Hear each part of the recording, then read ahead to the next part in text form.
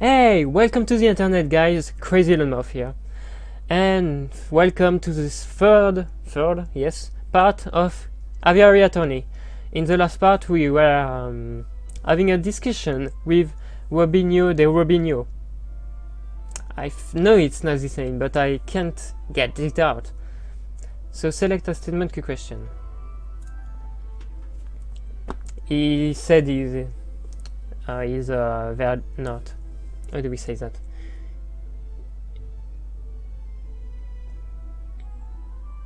I don't remember. So select a statement to question. I arrived at 7 p.m. I set up my camera and captured the beauty of the evening events in one magnificent photograph. Then I billed Baron Rolger and left. At 7 p.m. My camera photograph. The photograph. Let's take a closer look at this photograph. I see a mistake in the photograph. Just to clarify, Monsieur Robinho, photographs are a direct reflection of reality, are they not? That is correct. The photographic process leaves no room for bias or inaccuracies. That is the most curious, because I see a mistake. A mistake? Impossible! I just told you, monsieur. The camera is a perfect, unbiased device. The photographs it produces are flawless. Falcon, I'm not seeing any mistakes. Perhaps you could be more specific. Certainly. Click on the area of the photograph that you believe contains a mistake. Right here. The clock in this photograph. There is something not right about it. Well, isn't that convenient? The defense sees something wrong with the key piece of evidence that implicates his client. Don't give me that cocky tone, Monsieur Rabbington. I have evidence that there's something wrong with the clock in that picture. Missing clock hands? The photograph clearly shows the clock hands pointing at 7 and 6. That much is self-evident. Which is most curious, because the clock in the lounge of Chateau Crinier has no hands. It has no hands! The clock is merely a decorative piece, a talking item. Feel free to ask Baron Rolger or his housemaid if you have doubts. Monsieur Robinho, how do you explain this discrepancy? I don't know. There may be some sort of mistake. My camera is flawless. There is no mistake, monsieur. Your photography depicts something that does not exist in the real world. Maybe there was an error in the printing process. An error precisely where the clock hands should be? Please, monsieur, don't patronize us. Allow me to offer a more plausible explanation. You, Monsieur Robinho, edited this photograph. Edited? I'm no expert, but I suspect that you used paint or ink to carefully put hands upon the clock. It would have been a simple task, considering that the clock face was bare. One could even speculate that you specifically chose to include a handless clock in the photograph just to simplify the editing process. Falcon, your reasoning is absurd. Why would the witness do such a thing? Is it not obvious? By showing the photograph to have taken place at precisely 7:30, it clears all the photograph subjects of suspicion. In other words, Monsieur Robinho created a perfect alibi.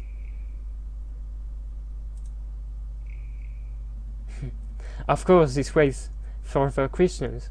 Who is the witness protecting? And why? Was Monsieur Robinho coerced? Bribed? Threatened? Enough silence. Let's hear some answer, Monsieur Robinho. Fine, you've got me. I'm guilty. I did it all. You did it? You're confessing to the murder of Monsieur Grenouille? What? No. I have no idea who killed the frog. I'm just admitting that I'm guilty of producing fraudulent photograph. I was ordered to make change to the printed photographs.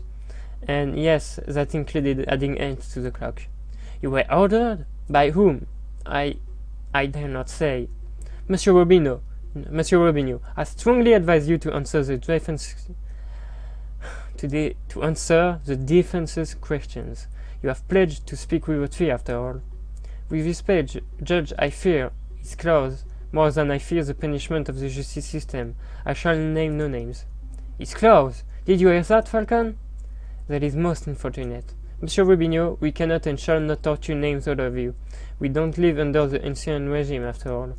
But since you have admitted to falsifying the evidence, then we cannot keep you on the stand as a witness. Take your leave. You shall be charged with perjury in due course.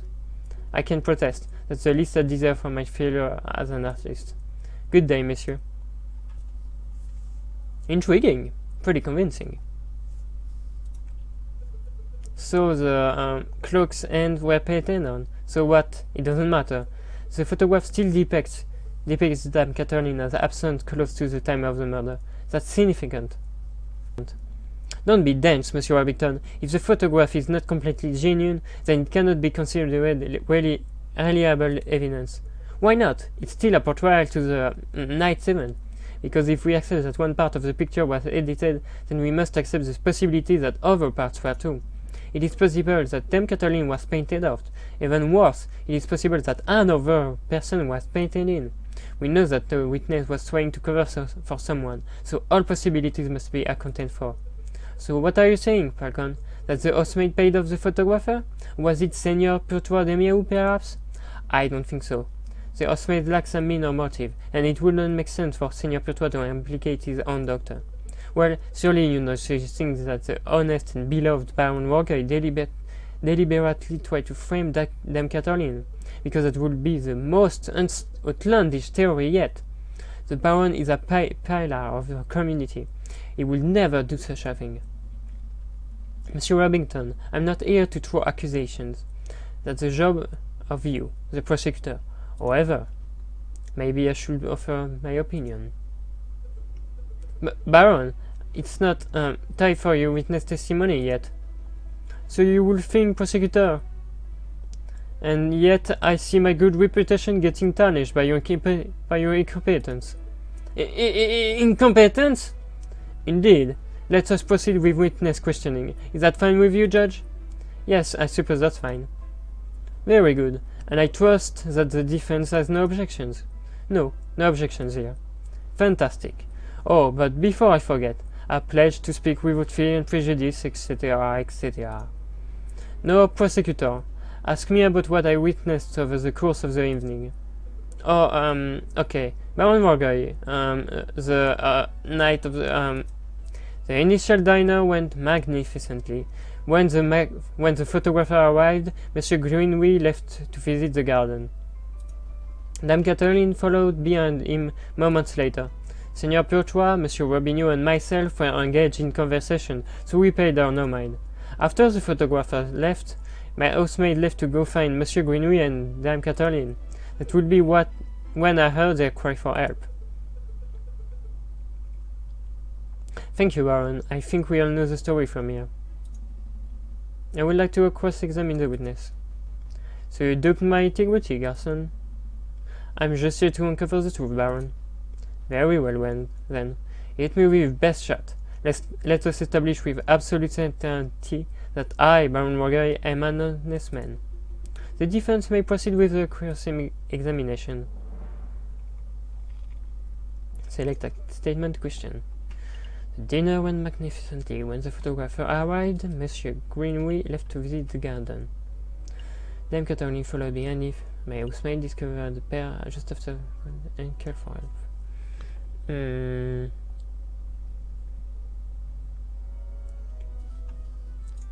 Let's see the evidence.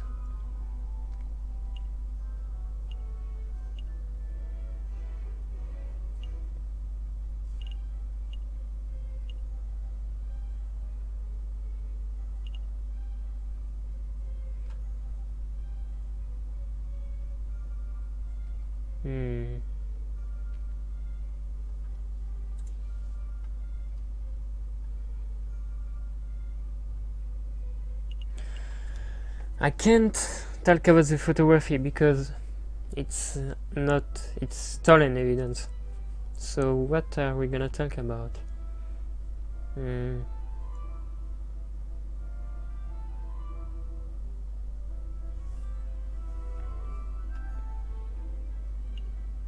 Monsieur Greenway. Baron Morgoy, I have some question about Monsieur Greenway. God rest his soul. What was your relation to Monsieur Greenway? prior to his demise. We were business partners. Monsieur Greenway, Senior Purtois de Miao, and myself all owned a third share in an up-and-coming railway company.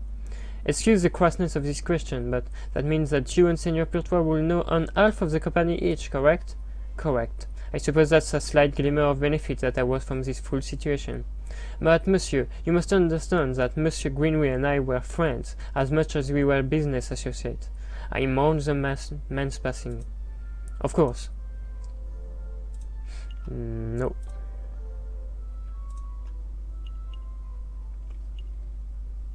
Baron Warguy, I have a couple questions about your housemaid, Colinio. She's a thief. Does she smoke?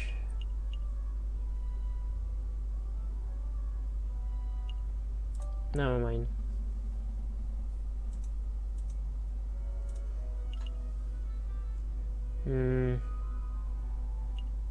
Garden? Baron, we saw the murder scene in your garden for ourselves. What is this? Oh my god.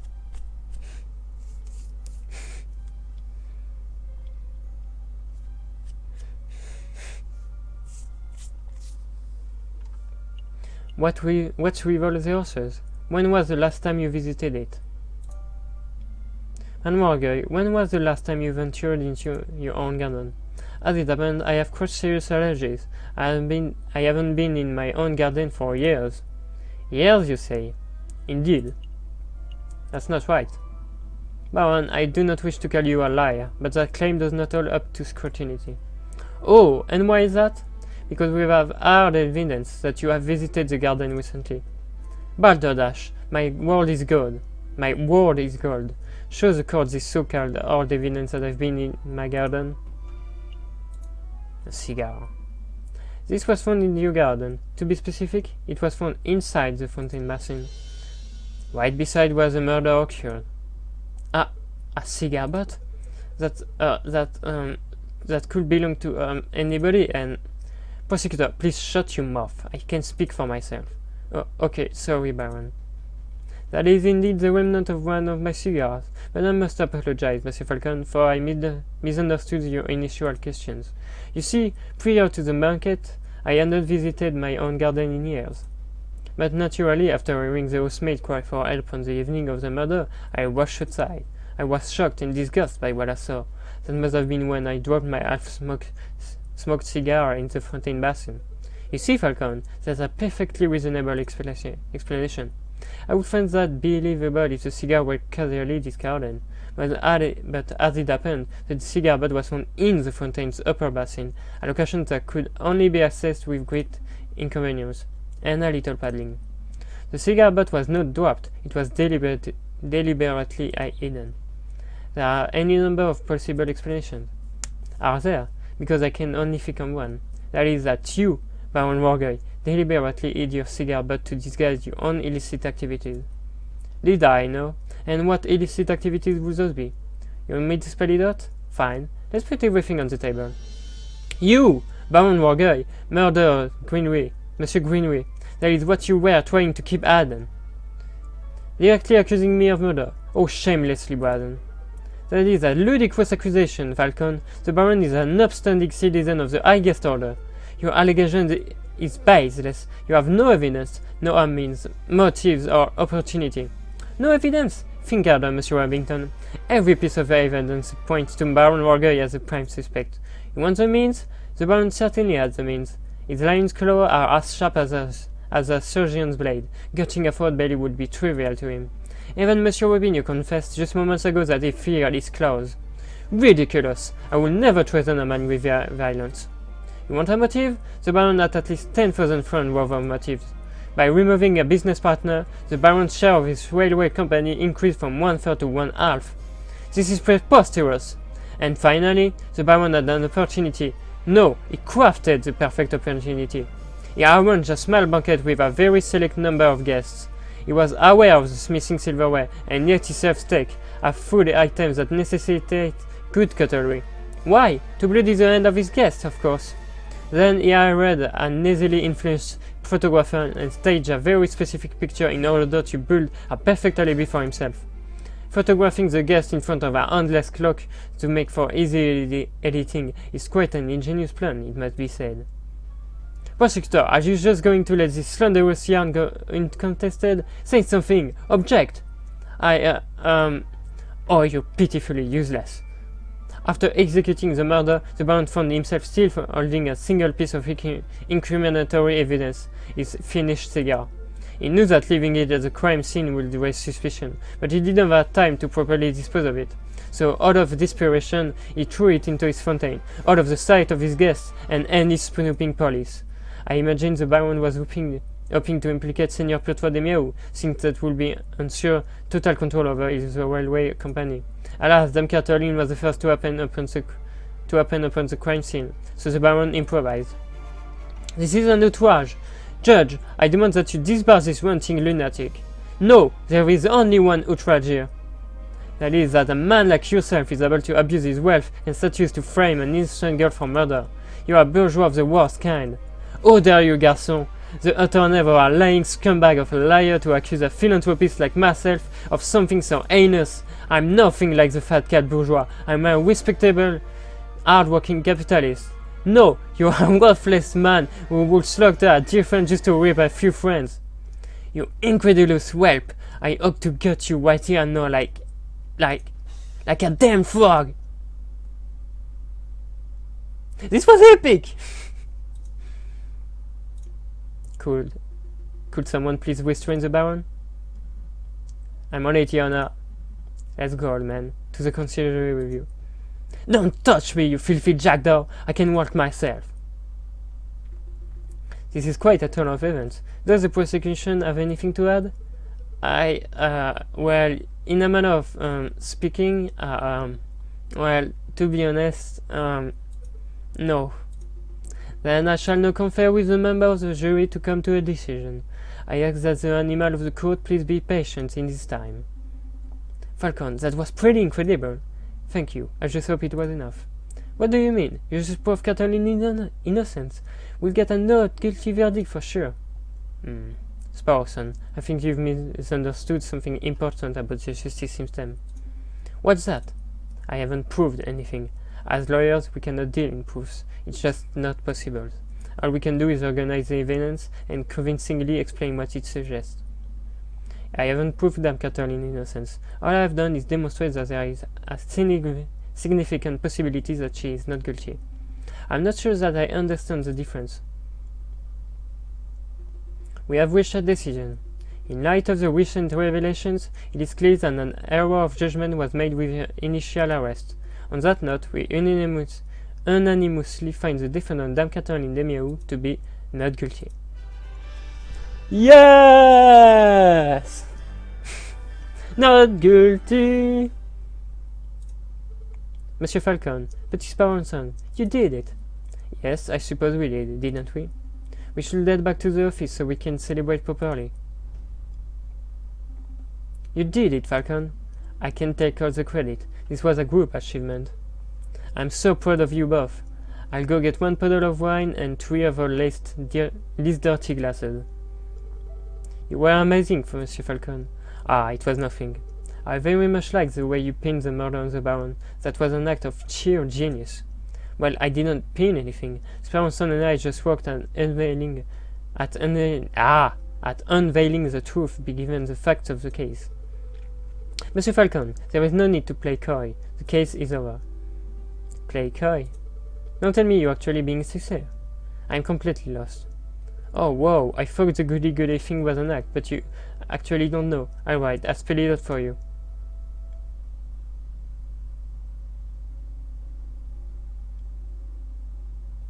I murdered Monsieur Greenway. No. I saw him in the garden, all drunk and vulnerable, and I seized my opportunity. And it was nothing personal, just business, you understand? God damn it! Business? To increase my papa's shares in train company, of course. My papa always said that the drunk old fox was the weakest link. Your confession doesn't make any sense at all. I found Baron Morgan's cigar butt hidden in the garden. Oh, I put that there. I expected the police to find it, but I suppose that was putting too much faith in the brain of Paris' finest. But Falcon proved that Monsieur Robinho's photograph was edited. It was edited. I wasn't in the picture because I was busy paying a visit to Monsieur Greenway in the garden. My papa knew I needed an alibi, so he ordered Monsieur Robinho to paint me over my own morgue and to add ends to the clock. But that lazy artist didn't manage to finish altering either photograph by trial day. It's a good thing that Monsieur Falcon was so imaginative, because that could have gone very badly. What with the silence? You should both be proud. There aren't many lawyers in the world of France who could have won a case like this, even for a bourgeois kiddie like me. I think you should leave. Fine. So much for the celebration. Here's the payment for your service, straight from my papa's pocket. Well, adieu, Monsieur Falcon. Adieu, Petit Sparonson. That's all. Only 40 francs. Falcon, what do we do now? Falcon? Damn! End of Act 1. Your game has been saved. Do you wish to continue? Yes. But we're gonna stop here. We're gonna stop here. Okay? And we'll see Act 2 in another video. So, like always, if you like this video, subscribe, like, and favoriting, and share it. And that's all. Have a good day, have a good anything you want, and bye.